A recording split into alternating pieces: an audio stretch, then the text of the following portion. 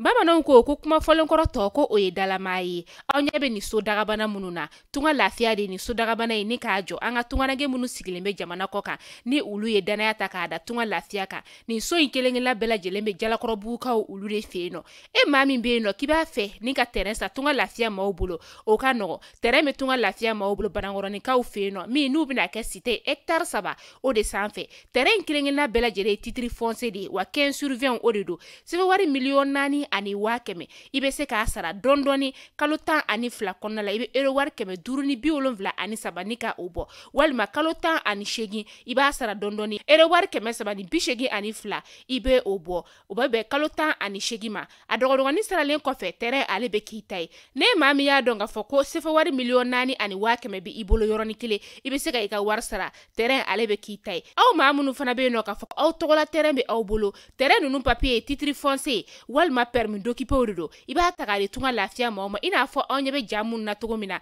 u b'a jɔ ni ka a di ma ka sɔrɔ i ma tɔɔrɔ o tuma la tunganage minnu sigilen bɛ jamana kɔ kan tunga lafiya nana aw lafiyali o de kama walasa sojɔko la aw kana degun sɔrɔ cogoya min na ne mɔgɔ min bɛ fɛ ka kunnafoni wɛrɛ sɔrɔ sa o tuma la an wele an ka numéro whatsapp kan 00336 41 94 03 80 walima 00223 72 18 42 47 tunga lafiya maliyɛnden minnu sigilen bɛ jamana kɔ kan u bɛɛ lajɛlen kelen-kelenna bɛ se ka u ni kanso sɔrɔ ba maliba ale kɔnɔna la cogoya min na.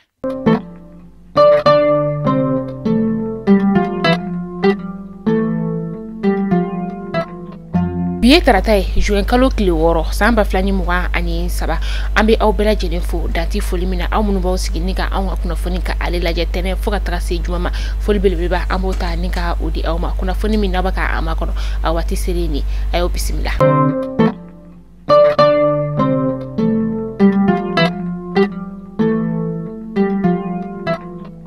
Kunnafoni daminɛla bi fɛn min ye kunu tɛnɛ juin kalo tile 5 san 2023 kuluba an ka cɛmancɛ fanga jamana ɲɛmaa n'o ye kolonɛla Asimi Goyita san 2023 ka taa se san 2024 sɛnɛ ninnu kɔni o donna an ka cɛmancɛ fanga jamana ɲɛmaa ale fɛ ni nin kɛra tako 13nan o ye minisiriw olu tun bɛ kɛnɛ kɔnɔna la fo ka taga se CMDT o ɲɛmaa n'o ye dɔgɔtɔrɔ Nango Danbɛlɛ ye fɛn min ye kolonɛla Asimi Goyita ye ale kɔni ye kɔɔri sɛnɛlaw ni ka olu kulukɔrɔ duman ni ka o fɔ a y'a yira k'a fɔ ko san 2023 ka taa se san 2024 sɛnɛ olu ma fɛn min ye kɔɔri sugandili fɔlɔ o kilo o bɛna feere sɛfɛ wari dɔrɔmɛ 59 na ka taga se 100 o 110 o kɔni bɛna bayɛlɛma ne ka o kɛ bagan dumuniw ale ni tulu o ye o kɔnɔna la sa an ka cɛmancɛ fanga jamana ɲɛmaa a y'a yira ko kura k'a fɔ ko nɔgɔ ale kɔni jamana bɛna i kundo ale kɔrɔla la ni ka musaka bɔ a la nɔgɔ mineral la ale kilo 50 bɔrɔ o bɛ taga i jɔ sɛfɛ wari 2080 na fɛn min ye nɔgɔ organique ye ale kilo 50 bɔrɔ o bɛ t'i jɔ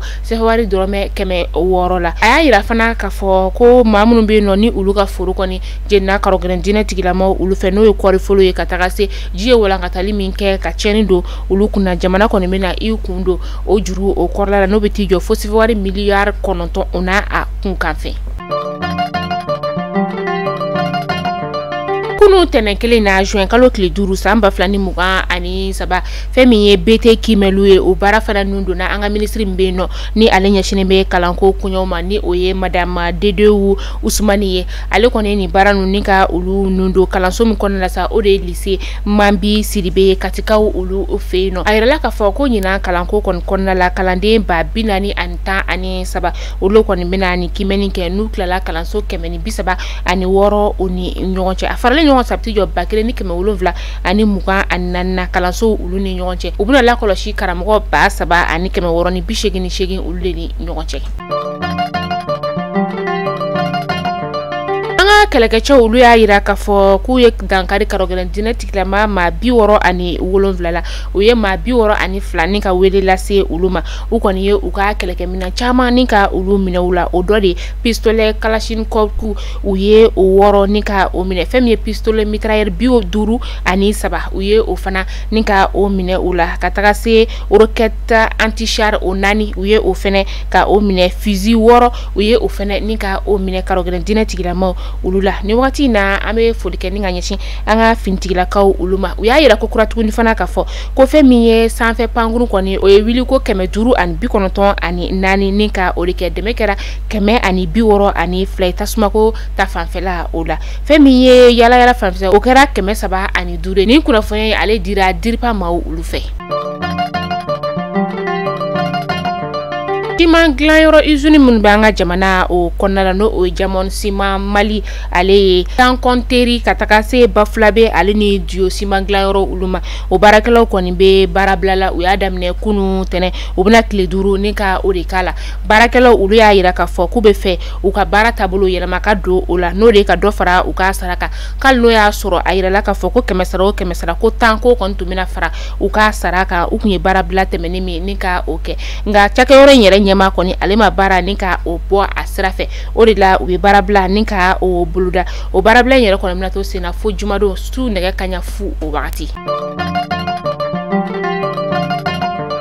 Bankasi dugu ale be dibila kabi me kalo kile 30 tɛmɛnen san 2023 kuran ka taga se jima olu kɔni be o sɔrɔ su nɛgɛ kaɲa 20 o wagati ka taa se sɔgɔmada nɛgɛ kaɲa 8 o wagati ma o ye dongo don ye a jikontanya n'a kurankontanya kɔni sɔrɔla fɛn fɛ o de ye ko tajiko gɛlɛya de kɔni be no taji min ni a kan ka kɛ masun olu kɔnɔna la dugu marabagaw olu y'a yira ka fɔ k'u be ka waleya sugu bɛɛ lajɛlen kɛ walasa ka se ka ɲɛ sɔrɔ a ko la.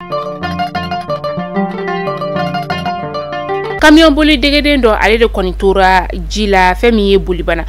ale be Kolongo sigida o la Kolongo ale be Masina o lamini na ni walajugu in kɛra juma tɛmɛnen juin kalo tile 2 san 2023 kɛra sufɛla la nin kamalenin kɔni dugulamaw u ye a su ni ka o labɔ sibiri sɔgɔmada nka ni wagati na sɛgɛsɛgɛliw be senna walasa ka se k'a dɔn n'o y'a sɔrɔ a yɛrɛ de y'a yɛrɛ faga walima n'o y'a sɔrɔ maa de kɛra sababu ye ni ka a bɔnɛ a nin na.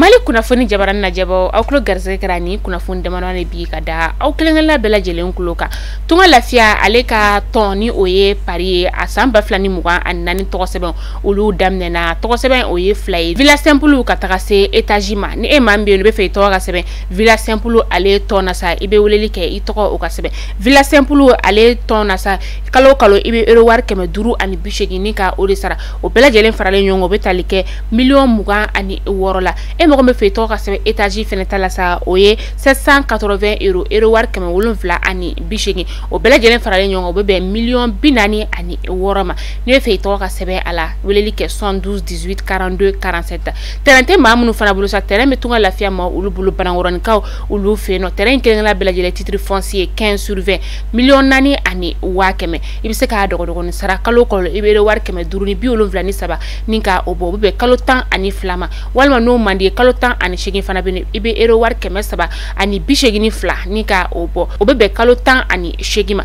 ni kila wagati min i ka terrain sarali la terrain papier ale be kɛ i ta ye ni baara in bɛɛ lajɛlen a be kɛ contrat de kɔnɔna la ka signer notaire ale fe no b'a yira ka fɔ ko baara ale be kɛ jɛlɛya kɔnɔna la aw be se ka weleli kɛ nɛgɛjuru sira a la sɔgɔmada fɛ nɛgɛ kaɲa 10 o wagati a be taa kuncɛ nɛgɛ kaɲa 18 na me siga kan weleli be se ka kɛ nɛgɛ kaɲa 10 a wagati ka taa kuncɛ nɛgɛ kaɲa 18 na ni mɔgɔ min ye weleli kɛ i ma an la sɔrɔ sa i be se ka message bila an ka numéro WhatsApp o kɔnɔna la n'an tilala an b'i ka message an be olu jaabi aw k'an bɛɛ donna nataw la kunnafoni kuraw olu kɛnɛ kan.